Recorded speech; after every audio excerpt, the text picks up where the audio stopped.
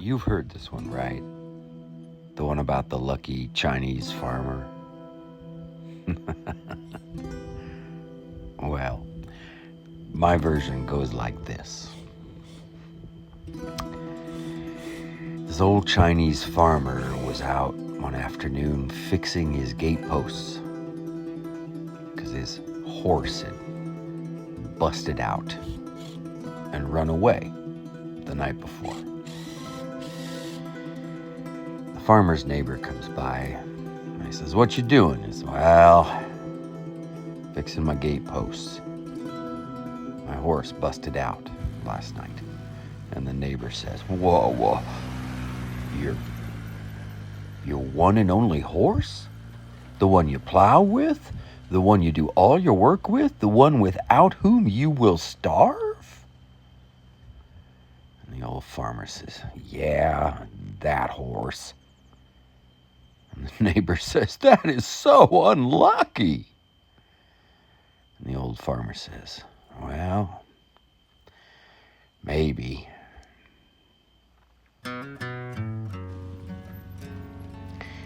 Next day, the farmer's horse, who'd been out gallivanting the night before, comes trotting home, bringing behind her an entire herd of a dozen wild mustangs. So now, behind the farmer's perfect, beautifully repaired fence, is not just one horse, but 12 horses. Farmer's neighbor comes by and he looks over the fence and he says, "What? All these horses just showed up? Why, that is so lucky."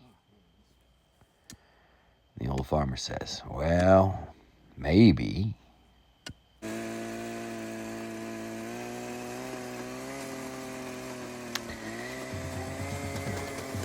Next day, farmer's son is out there in the pen with the new horses. He's trying to break them, so they can saddle them and use them for work or sell them.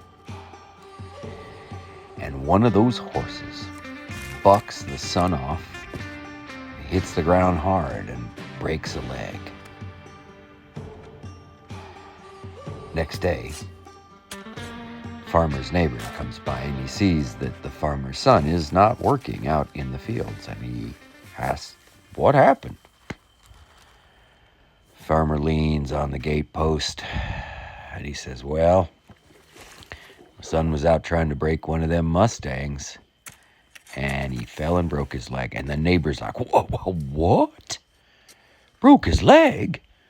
Your one and only son, the one who does most of the work around this farm, the one that you cannot survive without, that son?" To which the old farmer says, "Yeah, that son."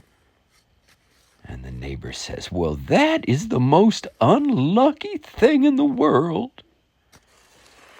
To which the old farmer says, "Well, maybe."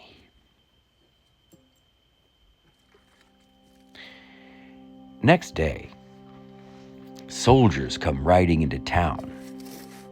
There's a war on the borders of the kingdom, and the emperor is conscripting all able-bodied young men to become soldiers.